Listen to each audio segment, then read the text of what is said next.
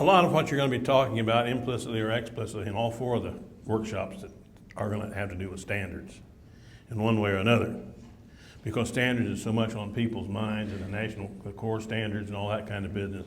So I'm going to spend a little time talking at you, about 15 to 20 minutes.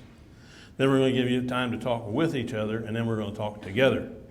So there'll be kind of a three-stage operation here.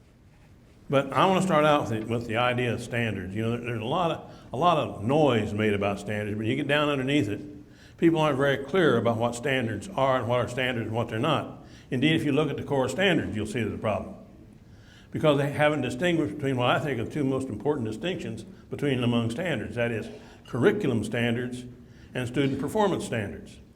And they're very different standards. Curriculum standards have in them a content and value. Curriculum standards not only express what kids do learn, they express what you want them to learn. They express cultural choices. This is important to study. And a curriculum standard is not only a standard about what you want kids to do, to learn. It's a standard about what's important to learn. And so curriculum choices are not value-free. They're saying it's more important to study this than to study that. It's important that kids understand this and not so important they understand others. Your standards express your direction. They are the things that say, these are the things worthy of value, curriculum standards. Student performance standards are related to curriculum standards, because they said if the kids know what we want them to know, then these are things that ought to indicate that they can do it, and that's what they do. Now, if you start taking a look at what we do, and if you take a look at the curriculum standards nationally, what you're going to find is there's not much wrong with the curriculum standards. If you take the first cut, you know, the big standards, and if you've gone through the training, you know, we have these big organizers, the big standards, and then under them they have 1.1, 1.2, 1.7, 1.84, and finally they get down to 1.9242, and those become test items. Those are almost all student performance standards, things we want the kids to do. You know, it's classic to say, what do you want kids to know and be able to do? To do is a performance argument. To know is a value argument. What's worth knowing? And so we need to understand that when we're talking about standards, we need to sort out two different things. We need to also understand that curriculum standards ought to inspire. That's what they're about, is to tell you what you ought to be worried about. When you're teaching history, what kind of things ought you to be worried about? Ought you as a teacher to think about? And many nations have curriculum standards, national curriculum standards. Finland, for example, has very strong national curriculum standards, and they have processes for ensuring that local schools are pursuing those standards. But they don't tell them how to pursue it, and what they don't have is a national test. They don't have a state test. They don't test. The standard is not to test. What's happened in America is a test score has become the standard. I'll have teachers in a workshop like this come up to me and say, I would love to worry about getting kids engaged. But how can I do that and get more kids to mark more right answers? Because marking right answers is more important than what they learn. And I've got to get the kids to mark the right answers, because the test score has become the standard. And we believe that it is the standard. And so the test score is really morphed from a standards-based to a test score-based accountability system. Rather than saying, how do we find out if kids know the stuff we want them to know? We say, the way we find out is a test score. Now, there's no question that if you start saying, what should kids be able to do to get into college, it is probably the case that they ought to be able to do an SAT test. And affluent parents understand that. So in the best schools in America, if you go out to California to the ABC school district, that's literally the name of it.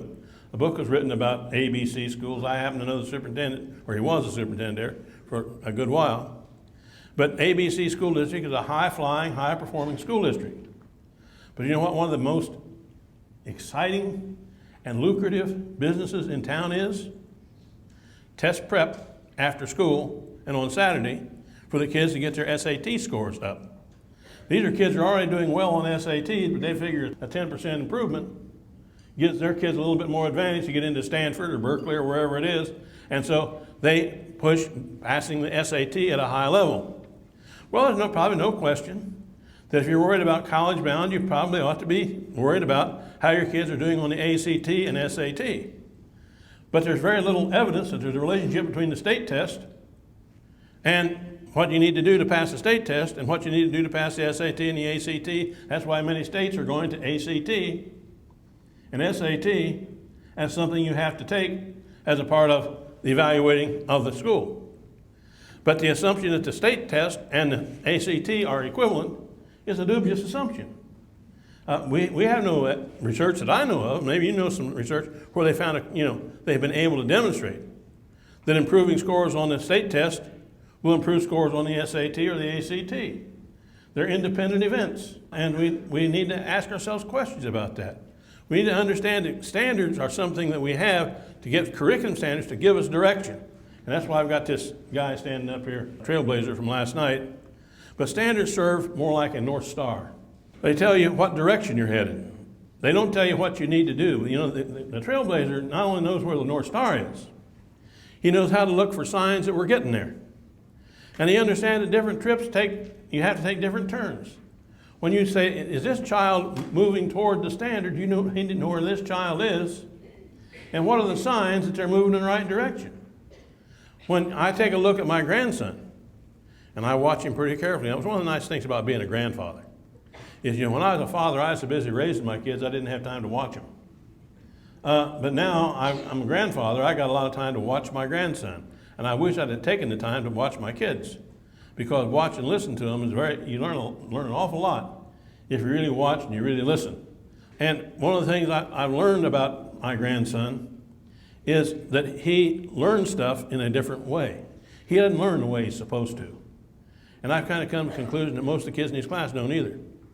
And I have noticed the kids in the class next door don't learn the way they're supposed to. We have this generalized statement about how they're supposed to learn, but they learn things in the wrong time, in the wrong place, in the wrong way, and they learn one thing before the other, they learn out of sequence. You can't learn that yet, because you're not old enough to learn that. Well, there's a lot of things you're not old enough to learn, and there's things they should have known 10 years ago that they still haven't learned. So we have to ask ourselves, where are they? And that means you've got to learn to listen to the kids and hear where they are if you're going to pursue this. And that's what the Trailblazer does. The Trailblazer said, what are the signs that they're moving forward? What we need to understand is standard. We ought to have clear standards, and we ought to use those standards to assess where kids are relative to the standard. But different kids are going to be different places. They're going to have different kinds of experiences. But as a teacher, I ought to be accountable for using the standards. And we need to understand that it's not the job of the state to assess the kids. See, when you use standards, there's two ways you can use standards. You can use them as sources of direction like this North Star, or you can use them as sources of control. You're not only telling people what direction they're headed, you don't care if they know what direction they're headed, read the map. It doesn't make any difference. As long as you got the map and you got the signs, you know which street to turn on. For example, we drove down here, we had a road map that told us where to turn and so forth and so on. I have no more idea what direction we went to get out of here. If you'd said north, south, east, or west, we didn't have a compass in the car, and I didn't need one. I had the road map. But what had happened if I hadn't had the road map and I want to get to Chattanooga? Well, which way do I go? Well, I had a general notion you head generally south. And I knew sometime you had to go generally west, and we drove down. But where south and where west? And how would I know? How did the Trailblazers get here? They knew what direction to go. And schools are being held accountable for reading the map, not for going in the right direction. Do you follow what I'm saying? We need to have states that say, okay, you are accountable for pursuing the direction our state standards indicate you should pursue. And we're going to audit to make sure that you do pursue those standards. But we're not going to tell you how to pursue those standards and how you pursue those standards and what the roadmap is in your school. And for this child may be a very different roadmap than for this school and this child. You have to be inspired to move in a direction, and you have to be serious about making sure that kids do move in that direction. Now, there's a problem with what I just described. We know that unless we have an accountability system built into the school and into the school district, and if we don't have an accountability system built into ourselves, then we wind up not being accountable. But accountability requires transparency. People have to be able to see, and you have to be able to talk about what you're doing so people. But we've got to have standards that drive people to thinking about where we're going. You know, the North Star is a great guide if you can see it. But what happens when the North Star is hidden and you can't see it anymore, you're right in the midst of stuff?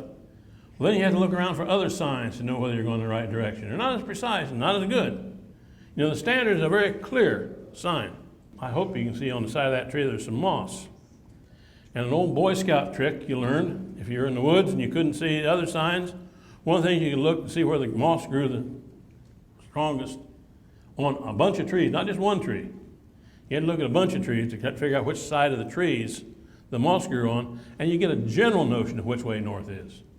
You'll be within a 45-degree band, but at least you're going generally in the right direction. Until the stars come out again and the clouds are gone, you're going to have to keep, if you're going to keep on going, you're just going to have to go with the moss. But you understand the moss doesn't actually do it. And you have to know which way the rivers run, and you have to know which way the deer trails go, and all those kind of things are kind of signs that a good trailblazer uses, but the best thing is the standard. If you can keep looking to the standard and have a clear standard, and you can move it forward and it inspires action.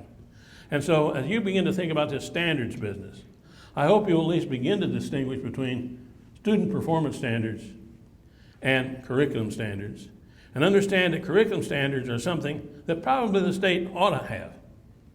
But I'm not sure they ought to have student performance standards. I think that's up to you. What you ought to be accountable for is a systematic and accountable pursuit of the standards that are curriculum standards. You ought to be trying to teach the stuff that the people want them to know. And then you ought to have evidence that you're having some success with it.